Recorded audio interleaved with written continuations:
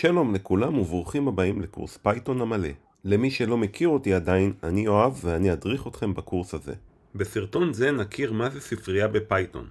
לשפת פייתון יש מגוון הוראות ופעולות בסיסיות מוכנות, בהן ניתן להשתמש באופן ישיר וחופשי.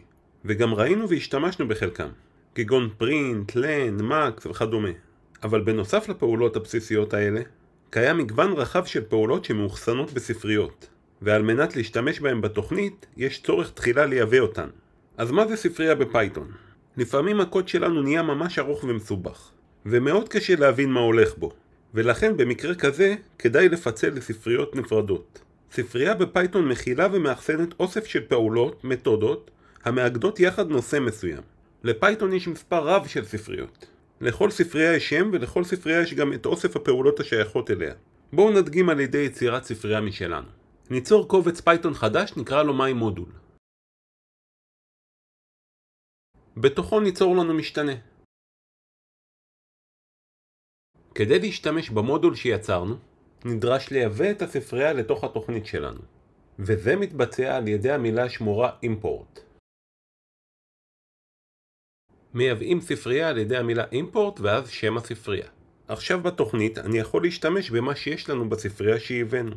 אני יודע שיש לנו שם משתנה בשם best number ואני רוצה להשתמש בו.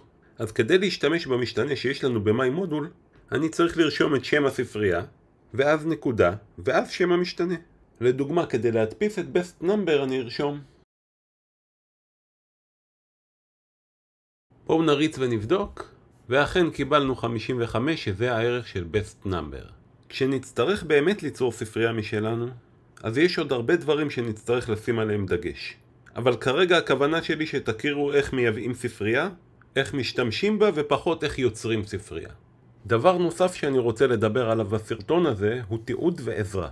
על ידי הפונקציה dir אני יכול לראות את כל הפעולות שניתן להפעיל על משתנה מסוים.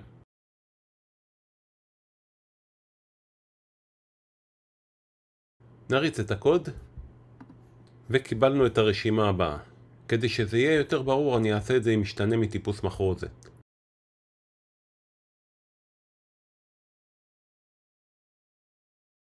נריץ שוב את הקוד, ועכשיו יש פה מתודות שאתם מזהים, כגון replace, reverse find, reverse index וכו'.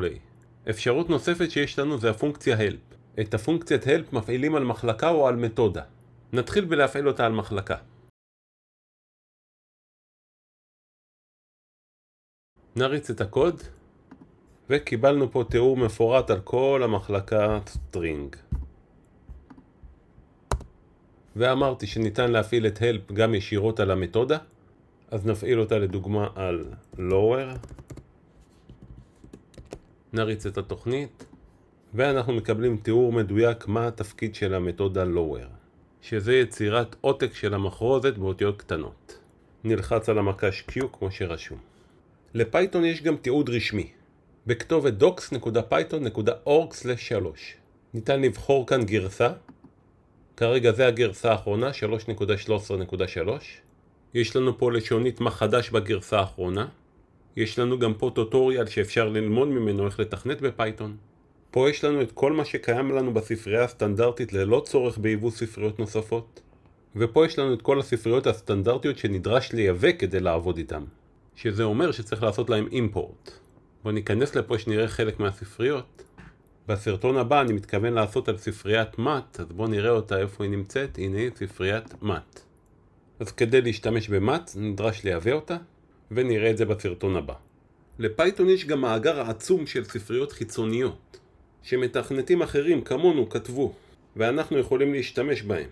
אתר שמרכז את רוב הספריות החיצוניות בפייתון הוא האתר הזה, pyp.org. שרוצים לעבוד עם ספריות חיצוניות, נדרש קודם להתקין אותם. הם לא מותקנים אוטומטית כמו הספריות הסטנדרטיות. אבל כשנגיע לזה נדבר על זה ונראה איך עושים את זה. רק תכירו שיש גם אוקיינוס של ספריות חיצוניות בפייתון. אם הסתבכתם ומשהו לא הצליח, אתם יותר ממוזמנים לרשום לי בתגובות. ואני כמובן אשמח לענות לכם. ובכללי כל תגובה שלכם תסייע לי ולכם. אז אם נהניתם מהסרטון, אשמח שתלחצו על הלייק. בנוסף אני מאוד ממליץ שתירשמו לערוץ שלי, ככה גם לא תפספסו סרטונים חדשים, וגם תעזרו לי לקדם את הערוץ. אז מקווה שנהניתם, תודה ולהתראות.